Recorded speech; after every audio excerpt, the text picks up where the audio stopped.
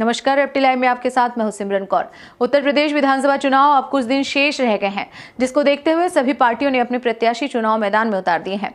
आज भारतीय जनता पार्टी ने 91 प्रत्याशियों की सूची जारी की, जिसमें अयोध्या विधानसभा के 5 प्रत्याशियों का भी नाम सूची में जारी किया गया है, जिसमें अयोध्या विधानसभा के प्रत्याशी वेद प्रकाश गुप्ता, बीकापुर अमित सिंह चौहान, गोसाईगंज आरती तिवारी, मिल्कीपुर बाबा गोरखनाथ और रुदौली से रामचंद्र यादव एक बार दोबारा मैदान में उतर चुके हैं।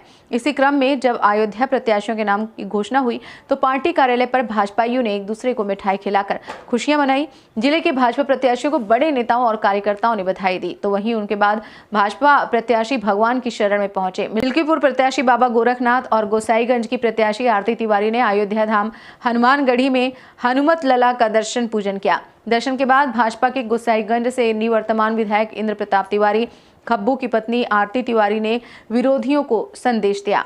वहीं अयोध्या विधानसभा के प्रत्याशी वेद प्रकाश गुप्ता और मिल्कीपुर प्रत्याशी बाबा गोरखनाथ ने देश के प्रधानमंत्री उत्तर प्रदेश के योगी आदित्यनाथ जी, गृह मंत्री अमित शाह जी को हृदय से आभार प्रकट किया। उन्होंने कहा कि इन्होंने मुझे एक बार फिर से अवसर दिया है। नमन आपका टिकट फाइनल हुआ है और आप आज भगवान के पास शरण में आए हैं। जी, सर्वप्रथम मैं हनुमान जी महाराज, कनक जी महाराज की प्रणाम करती हूँ और पार्टी के शीर्ष नेताओं का बहुत बहुत आभार व्यक्त करती हूँ जो हमें इस काबिल समझे। और विरोधियों से ये कहना चाहूँगी कि पार्टी के शीर्ष नेताओं ने हमें टिकट देकर करारा जवाब दे दिया है जी, और ये जवाब उनको जनता दे देगी। अब आपकी इस बार चुनाव में चूँकि विधायक जी इस समय जेल में हैं और आप सड़क पे होंगे, नई चुनौतियां हैं, इससे कैसे निपटेंगे? जी बिल्कुल निपटेंगे, हम नहीं निपटेंगे, हमारी जनता निपटेगी। पूरी गोसाईगंज जिंदाबाद जिंदाबाद जिंदाबाद जिंदाबाद। आपके प्रति है, बहुत लोग आपके और विधायक जी की फोटो को लेकर के लगातार टिकट की मांग कर रहे थे, आज टिकट भी फाइनल हुआ। ये जनता का प्रेम है जो दिख रहा है और ये 10 तारीख को पता चल जाएगा।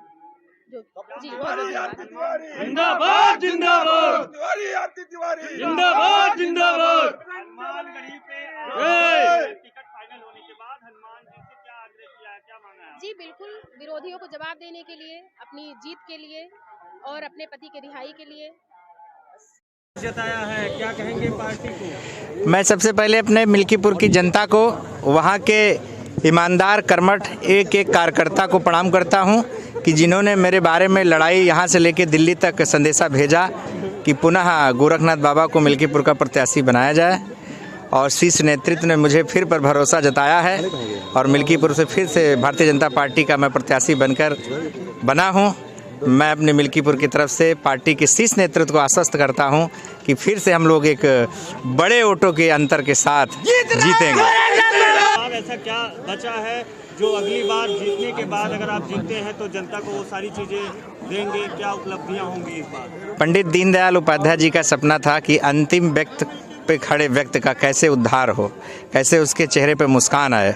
उसका हम लोगों ने 70% इम्प्लीमेंट कर दिया है।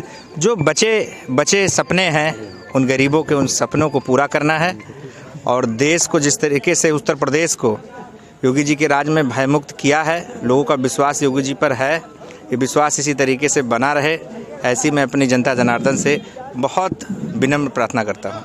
बाबा भैया अब की बार टिकट मिलने के बाद सर्वप्रथम महाबली का दरबार है, पूरे विश्व के लोग आते हैं, तो तुरंत जैसे टिकट मिला हम लोग सीधे महाबली के दरबार में आए। कुछ मांगा नहीं, बस आशीर्वाद यही कहा कि जो आशीर्वाद आपका मेरे ऊपर बना है, यही आशीर्वाद निरंतर हमारे ऊपर बना रहे, यही आशीर्वाद मैंने मांगा। यही जीत का मूल मंत्र है। इस बार फिर यानी कि आप मान लें किस आधार पे, जब क्षेत्रीय जनता पूछे किस आधार पे आपको वोट दें और क्यों जिताएं? दूसरी पार्टी की अलग अलग चीजें, बहुत सारे मुद्दे हैं। पूरे प्रदेश को जिस तरीके से भयमुक्त रखा है, लड़ाई झगड़ा और छोटे मोटे दंगों जिस तरीके से होते हुए इस शासन में नहीं हुई है, और गरीबों को जिस तरीके से आवास, राशन, पेंशन मौका दिया है, आप क्या कहेंगे इसमें? मैं अयोध्या के सेवक के रूप में मुझे दोबारा सेवा का अवसर दिया है, इसके लिए मैं केंद्रीय नेतृत्व को और प्रदेश नेतृत्व को, माननीय यशस्वी प्रधानमंत्री नरेंद्र मोदी जी, माननीय यशस्वी मुख्यमंत्री योगी आदित्यनाथ जी, माननीय अमित शाह साहब, माननीय जेपी नड्डा राष्ट्रीय अध्यक्ष जी और पूरी टीम को प्रदेश के केंद्रीय हृदय से आभार व्यक्त करना चाहता हूँ कि उन्होंने मुझे सेवा के लिए पुनः एक बार इस अयोध्या विधानसभा के अवसर दिया। और निश्चित रूप से मेरे मन में कहीं ना कहीं इस बात की चिंता थी कि यदि दोबारा अवसर नहीं मिलेगा तो बहुत सारे काम अभी अधूरे थे। राम मंदिर भी बनना है, अयोध्या का भी जो विकास था, कोरोना काल की वजह से जो थोड़ा दिक्कतें आई थी 1.25 वर्ष की, तो निश्चित रूप से मैं हृदय से आभार व्यक्त करता हूँ केंद्रीय नेतृत्व का, विशेष रूप से माननीय मोदी जी का, माननीय अमित शाह साहब का, माननीय जेपी नड्डा साहब का, माननीय योगी आदित्यनाथ जी का, माननीय स्वतंत्र सिंह जी का, माननीय सुनील बंसल जी का, कि उन सब लोगों ने मुझ पर विश्वास व्यक्त किया।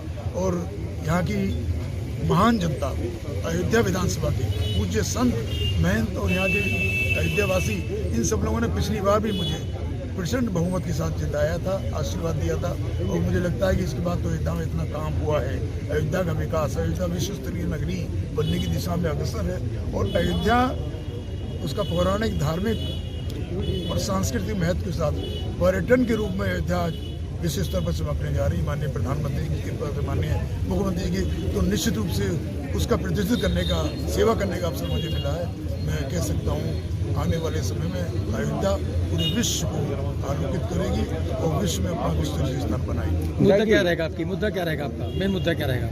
मुद्दा तो हमारा मुद्दा तो विकास का है, सबका साथ, सबका विकास, सबका विश्वास, जो प्रधानमंत्री नरेंद्र मोदी जी का एक संकल्प है, हम लोग उसको पूरा करने का काम कर रहे हैं। और अयोध्या विश्व स्तरीय नगरी बनेगी, मैंने भी कहा, यही हमारा मोटो था।